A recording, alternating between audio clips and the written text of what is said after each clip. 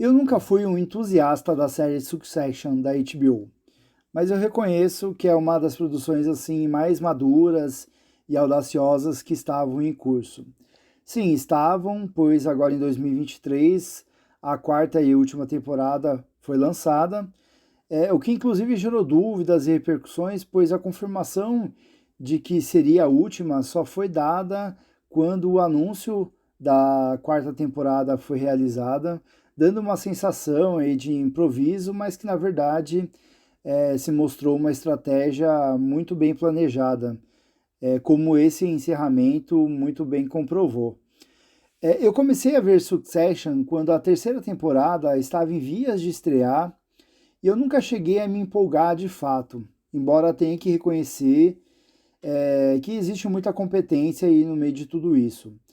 É um tipo de série muito apoiado em diálogos, muitos desses diálogos conversam sobre assuntos empresariais e corporativos. O roteiro da série não foge aí de termos técnicos, e o estilo de direção é bastante inquieto, né? Tem uma conotação de voyeur, como se fosse uma espécie de câmera indiscreta. Algo que o Adam McKay, que é um dos produtores da série, inclusive, já tinha feito no cinema em filmes como A Grande Aposta e Vice, por exemplo. O ponto de virada para que você aprecie um pouco mais a série é entender que estamos diante de personagens que são repugnantes. Não se engane, eu cometi esse erro várias vezes ao longo da série, especialmente na primeira temporada. Você acaba sentindo a necessidade natural de se apegar a um determinado personagem, acreditar na humanidade deste ou daquele, mas não adianta. Mais cedo ou mais tarde ele vai soltar a sua mão para ter uma atitude ou lidar com o problema de alguma maneira repulsiva. Você vai atrás de outro e esse outro também vai te dar uma rasteira e você vai ficar órfão. Não há como ter simpatia ou empatia com relação aos personagens de Succession. Ou melhor, até tem, mas esse sentimento tem prazo de validade. É, temos que aceitar isso, né? Bom, a série é levemente inspirada na tragédia shakespeariana do Rei Lear. Acompanha o processo de sucessão da Waystar Royco, que é um conglomerado de mídia que tem vários ramos de atuação, mas o canal de televisão, uma espécie de Fox News, é o carro-chefe. O Logan Roy, que é vivido pelo Brian Cox, é o patriarca, um homem de negócios extremamente narcisista e impetuoso, que, embora apresente problemas de saúde, parece se divertir às custas dos filhos que querem se credenciar a assumir o posto dele, o que ele também não está totalmente convencido. O Logan tem um filho mais velho, o Connor, de um primeiro casamento, interpretado pelo Alan Hook, que é uma espécie de príncipe da família, já que não quer se envolver com o dia a dia da empresa, que é apenas desfrutar do dinheiro e da vida boa. Já o Kendall, que é interpretado pelo Jennifer Strong, é muito ambicioso. Ele quer mostrar para o pai que ele é a escolha natural para a sucessão, mas ao mesmo tempo ele é muito instável emocionalmente, né? E com o tempo acaba se submetendo a alguns comportamentos bem autodestrutivos que podem colocar aí o seu plano em xeque. A Shiv, vivida pela Sarah Snook, demonstra ser a mais inteligente aí dos irmãos, a que tem mais jogo de cintura, já que possui uma bagagem política bem importante para lidar aí com as mais diferentes situações dentro da empresa, mas ela é vista pelo pai como uma mulher e por conta disso acaba sempre sendo renegada, o que vai lhe tornando uma figura cada vez mais cínica e fria no decorrer da série. Já o Roman é o filho mais novo, que é interpretado pelo Kieran Culkin.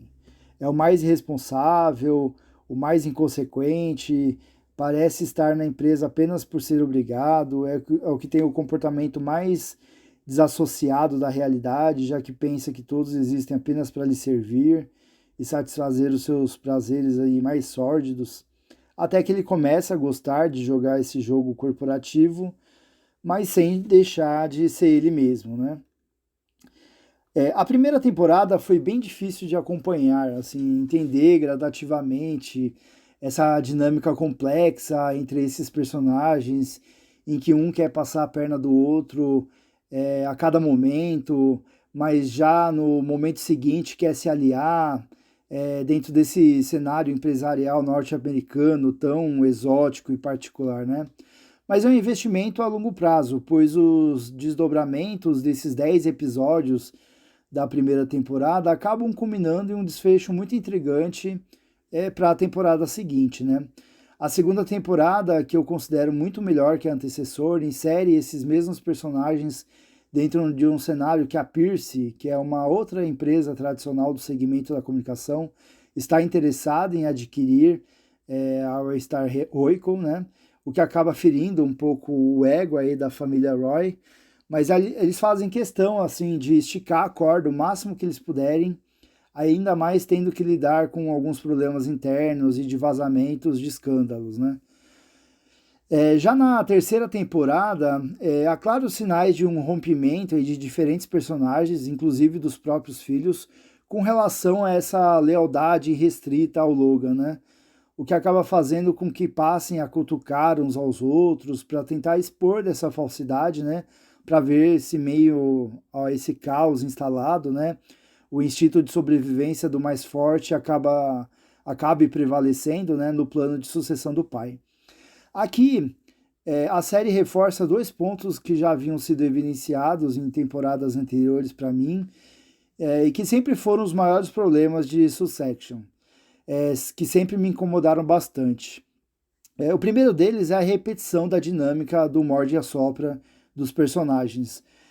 Já que na jornada da série, esse tipo de situação envolvendo Kendall, Shiv e Roman, juntamente com seus agregados, né, faz com que em várias vezes haja uma certa sensação de déjà vu, em que parece que a narrativa está girando em círculos ou voltando a explorar algo que já tinha sido visto anteriormente, né, apenas em uma circunstância diferente, né? Essas dinâmicas que se repetem, inclusive na última temporada, em certo ponto, são bastante cansativas. O outro ponto é referente à figura do próprio Kendall, né? Já que ele é apresentado aí como um tubarão dos negócios, que quer ter a grandeza do pai, ainda que nunca se mostre à altura, mas sempre que o roteiro julga necessário, as fraquezas do personagem são sempre convenientemente usadas para criar um fato novo dentro da série, como uma espécie aí de muleta narrativa para desviar a trama para um outro caminho até que ele volte a ser consistente emocionalmente novamente, né? E volte a tomar as rédeas aí da sua própria história, né? E para o bem ou para o mal, a terceira temporada se encerra com um gancho bem importante também, por conta disso, né? Por conta dessas conveniências, já que os filhos resolvem, de uma certa forma, unirem forças, né? Agora, falando dessa quarta temporada, sem dúvida nenhuma é a melhor e a mais corajosa de toda a série, não apenas por ser a última, né?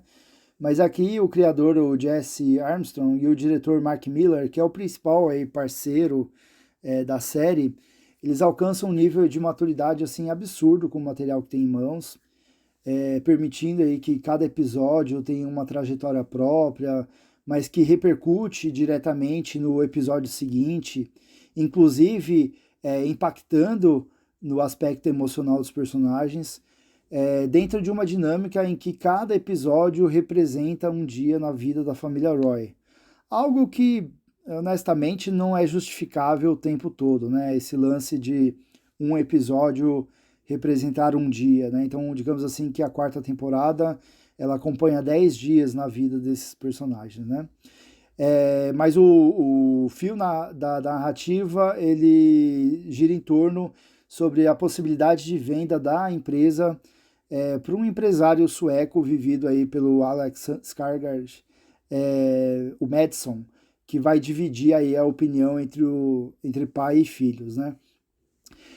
Nessa temporada, cada episódio tem um foco principal, né? Sendo que os episódios que merecem maior destaque são aqueles que são focados no casamento do Connor, que é o filho mais velho, aquele que se passa no dia da eleição, que remete muito à dinâmica que a gente viu na eleição do Trump, por exemplo, e durante um evento que reúne os principais personagens da série, né? Sem revelar muitos spoilers aí, né? É uma temporada aí de alto nível, que entre esses episódios destacados, algumas dessas dinâmicas que eu já comentei, eles acabam se repetindo, mas que ainda assim são mais bem sustentadas por conta das motivações de cada um e dos álibis que eles possuem dessa vez para servir aí de fio condutor aí desses episódios, né? Além do estilo de direção e da qualidade dos diálogos, Succession promove uma reunião de atuações, né, que são absurdas, né? O Brian Cox é um ator vigoroso e colossal. O Jeremy Strong se mantém íntegro e compenetrado à essência asquerosa e melancólica do personagem, mesmo com os altos e baixos do personagem, sejam eles justificáveis ou não. A Sarah Snook é uma força feminina impactante, já que interpreta uma personagem vulnerável, mas que precisa ser resiliente, né, dentro desse universo masculino em que ela está inserida. E ela tem uma atuação muito consistente e perseverante, já que a Shiv, ela parece que sempre precisa percorrer um caminho maior que os demais, né? Ela parece sempre estar em desvantagem e muitas vezes ela acaba conseguindo estar à frente dos irmãos, né? Então é uma jornada assim de superação mesmo da personagem, né? Só que essa temporada final mesmo é o palco para que o talento do Kieran Culkin seja elevado a um nível que parece ter sido construído aí, parece ter sido pavimentado pelas temporadas anteriores, né? Porque o nível de sordidez do Roman alcança níveis assim absurdos aí de sociopatia, mas o de vulnerabilidade também ganha mais corpo na interpretação do Kieran, né? Sendo muito bem camuflado pelo ator, que está completamente imerso, improvisando, reagindo, interagindo com extrema segurança, como se fosse um ator veterano, assim. O Kieran Culkin, nessa temporada aí, merece todos os prêmios. Ele é, sem dúvida nenhuma, o grande ator dessa quarta e última temporada final de Succession. Existem muitos outros grandes atores na série, como o Matthew McFadden, que interpreta o Tom, que é o marido da Shiv, que é um sujeito transparente em seu nível de canastrice, ambição e egoísmo. Aliás, ele e a Sarah Snook protagonizam uma das sequências mais intensas e cruéis da série nessa temporada final. Outro que merece destaque é o Nicholas Brown, que interpreta o primo Greg Roy, que inicia a série como sendo um sujeito tímido e totalmente deslocado desse universo empresarial, né? Como se ele representasse os olhos do próprio público, né? Mas que aos poucos, por conta da influência do Tom e depois por conta própria mesmo, passa a ter atitudes tão reprováveis quanto os dos demais integrantes da família. Outra atriz que eu gostaria de destacar é a J. Smith Cameron, que interpreta a Jerry, uma executiva experiente da companhia, que consegue, como ninguém, saber os segredos, né, e as manias da família Roy. E a performance dela é muito segura e exuberante. Em resumo, assim, o elenco é muito talentoso, é um tipo de série democrática, que valoriza muito o trabalho dos atores em cena, que emula muito a dinâmica de uma peça de teatro, que é carregado de diálogos, que dá espaço para todo mundo brilhar, cada um no seu tempo e espaço. Então, assim, é uma plataforma gigantesca aí para os atores se esbaldarem, né? E o elenco da série como um todo é muito bom, é muito eficiente, né? Por fim, eu comentei que passar pela primeira temporada de Succession foi um investimento a longo prazo, né? Pois o final acabou sendo recompensador, né? E eu acho que essa conclusão ela também cabe à série como um todo, né? Porque para chegar até aqui, né, no 10º episódio dessa quarta e última temporada, ainda que a série tenha seus momentos de brilhantismo, ela nunca chega perto das minhas séries preferidas. Mas essa quarta e última temporada, sem dúvida nenhuma, é o ponto mais alto dessa série, né? Succession é uma série que faz uma ode à estupidez humana, à estupidez empresarial, desse universo de negócios onde as pessoas medem o caráter delas pelo que o dinheiro pode conquistar, né? Eu costumo fazer uma analogia de que quando você visita um zoológico, sempre há aqueles animais os mais populares e clássicos, né? O elefante, a girafa, o leão, o tigre. Mas normalmente são os animais mais exóticos que fazem com que a gente permaneça mais tempo lá naquela jaula, naquele ambiente, porque eles geram mais atenção e curiosidade, né? Porque eles são raros, né? São excêntricos, né? Não é toda hora que a gente tem a oportunidade de ver um animal tão estranho e bizarro quanto aquele, né? E aí o mesmo pode ser dito desses espécimes de seres humanos bilionários que são vistos nessa série, pois eles são repulsivos, eles são asquerosos e repugnantes, ainda que não precisem se preocupar com os boletos no fim do mês, né? E Succession é isso, é uma visita indesejada de pessoas que a gente não sente prazer nenhum em ter por perto, e talvez seja justamente por isso que gera no espectador tanto interesse, mas ao mesmo tempo incômodo e desconforto, mas sem dúvida nenhuma são personagens que não merecem de forma nenhuma a nossa admiração.